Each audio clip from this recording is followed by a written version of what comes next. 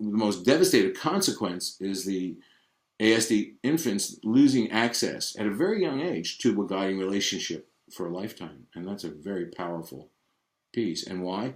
It's because they don't provide the energy for growth. Remember what guiding means. Guiding means there's some energy, there's some action, there's some enthusiasm that you're trying to shape and move in a way that's productive. But, like my rocket launch, how do you guide, how does a guidance system work if the rocket's perpetually on the launch pad and never takes off?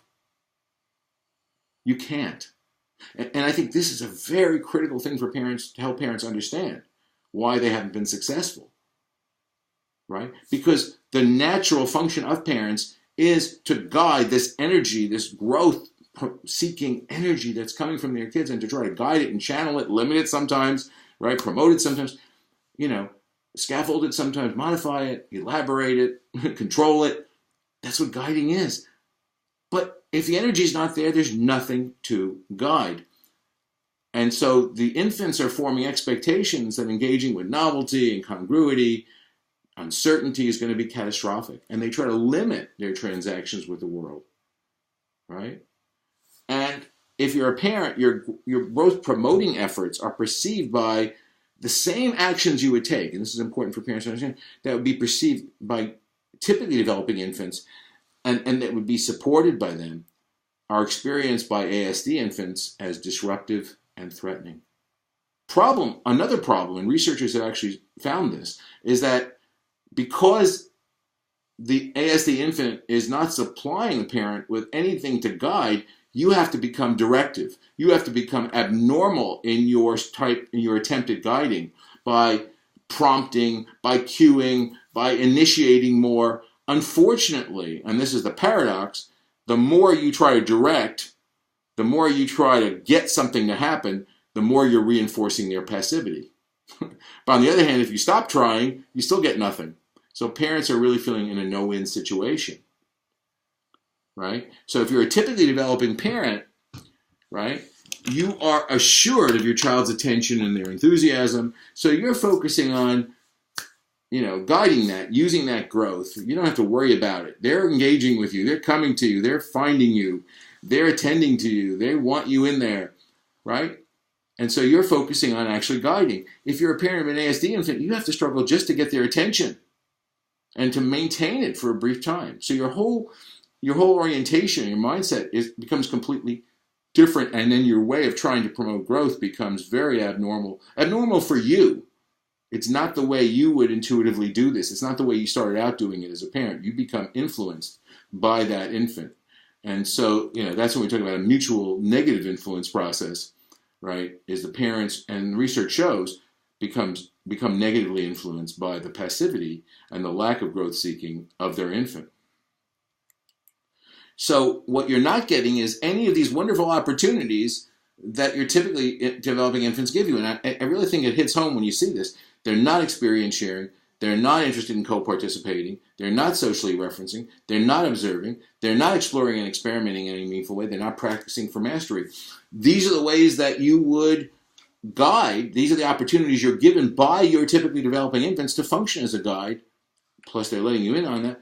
And you're not getting any of that if you're a parent of an ASD infant. And these are all autism researchers. Many more quotes, but I just picked these three.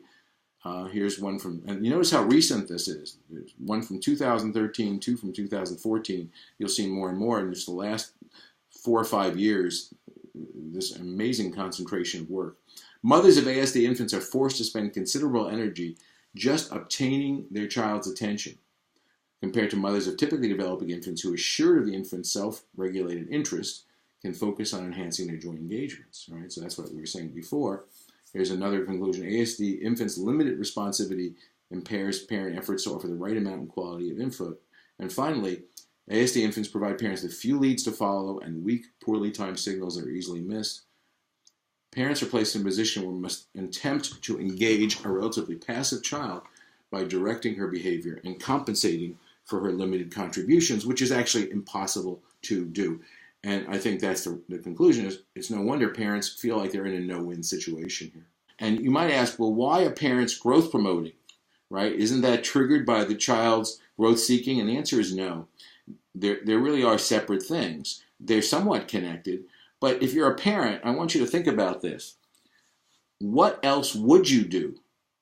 Once your child is at a certain point, you have no choice. It's sort of the only option you have is to try to promote their growth, right? You're not going to keep them just in homeostasis forever.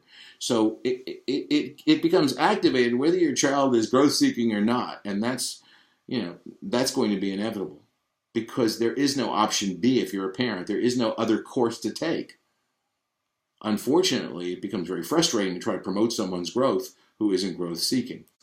What happens if you don't form a guiding relationship? It's incredible to think about then what the implications are if as early as the beginning of the second year of life, of course earlier, for the rest of your life, you do not have the benefit of a guiding relationship. And here are just some of the things you're deprived of, and there's of course many more. I just tried to summarize that in one slide. And then what makes it worse in the research, what the research documents is by the end of the second year, for most of these kids, what begins as just stability maintaining, which is bad enough, starts to turn into active emotional and social avoidance and disengagement. And here's just a quote from the biggest Canadian group, Swagenbaum and their group. In the second year, poor social interest and reactivity change into aversion and avoidance. It becomes more of an active process of disengagement. And the three areas really are decreased positive affect, responsiveness, lack of motivation for engaging, co-participating, lack of concern for others' distress. So here's the disengagement studies, and they start with an old one by Weatherby, compared developmentally disabled, typically developing 2-year-olds, and they showed reduced response to name, reduced sharing of interest, reduced warm and joyful expressions.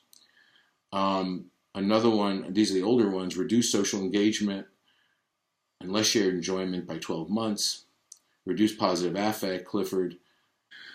Lower interest in faces, reduced gaze shifting. ASD infants, another one showed less spontaneous interest during unstructured play. Here's Landis, Stewart, and Gross, and they've been looking at different trajectories, But they found that by 24 months, remember, it didn't matter if you were early or late emerging, by 24 months you were equally disengaged. Ozanoff, who did a nice series of longitudinal studies from 6 months on, showed a progressive pattern of declining social engagement between 6 and 24 months.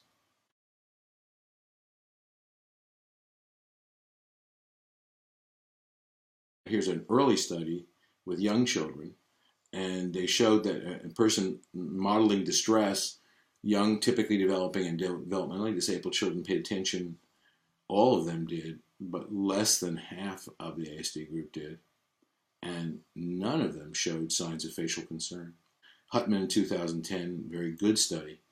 Again, modeling someone in distress, and showed that the future ASD children paid less attention and showed less emotional response at every time point from 12 to 36 months. So they concluded that the emotional value of information, and they had their mothers do this, which made it even more powerful. So their mother's distress appeared to be less salient for infants than diagnosed with autism.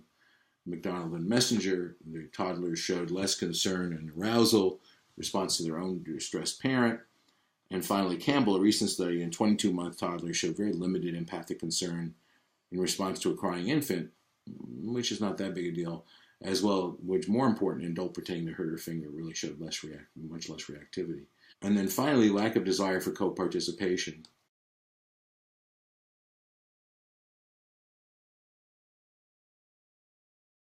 Lauren Adamson and their group compared developmentally disabled, typically developing peers with 30 months with ASD kids. And they found that the other children, of course, improved in the frequency and their ability to do it and coordinating, and the ASD children failed to improve and make the point of autism, but not Down syndrome, selectively disrupts joint engagement. Young children with ASD rarely enter and sustain states of coordinated joint engagement, even when interacting, even when their caregivers are very responsive. They just don't choose to get involved. Right? And here's another one about play, looking at pretend play, and they showed that the ASD kids showed significantly fewer other-directed play behaviors. And the conclusion of this group was that ASD children may not understand people as potential recipients of a play action. I thought that was interesting. Richmond, this is Elisa Richmond, who did a dissertation where she actually spent a lot of time in the homes of ASD toddlers and their parents, comparing to typically developing toddlers. And they found the ASD toddlers spent the vast majority of their time, almost all, in solo activities with objects, and almost never participated in joint engagement, despite the parents being available. The parents are willing. And the conclusion was they focused on solitary object manipulation instead of sharing experiences with their mothers. And then a final study that was just done, that they were able to show they understand others' intentions, the social interest to learn or share intentions. So it wasn't a matter of skill. It was a matter of motivation. So what happens is they wind up traveling on a very impoverished, abnormal pathway of development. And again, there's lots of people, lots of the experts have said that, and without, here's Mundy and Thorpe, without adequate early social input, the neurological behavioral development of the child will be deflected further and further from the normal path. Rosga, unlike their typically developing peers, the ASD infants fail to interactions that allow them to learn from and through others. Nice quote. Chronic and Bigley lack of opportunities for dyadic meaning making with your guide leads to altered brain development, compromised social emotional functioning, and stunted mental growth. Due to their poor response to parental initiation, children with autism are at a significant disadvantage. And I would say due to their poor initiation and growth seeking that makes parents have to initiate. That would be my thing, to have to do so much initiation.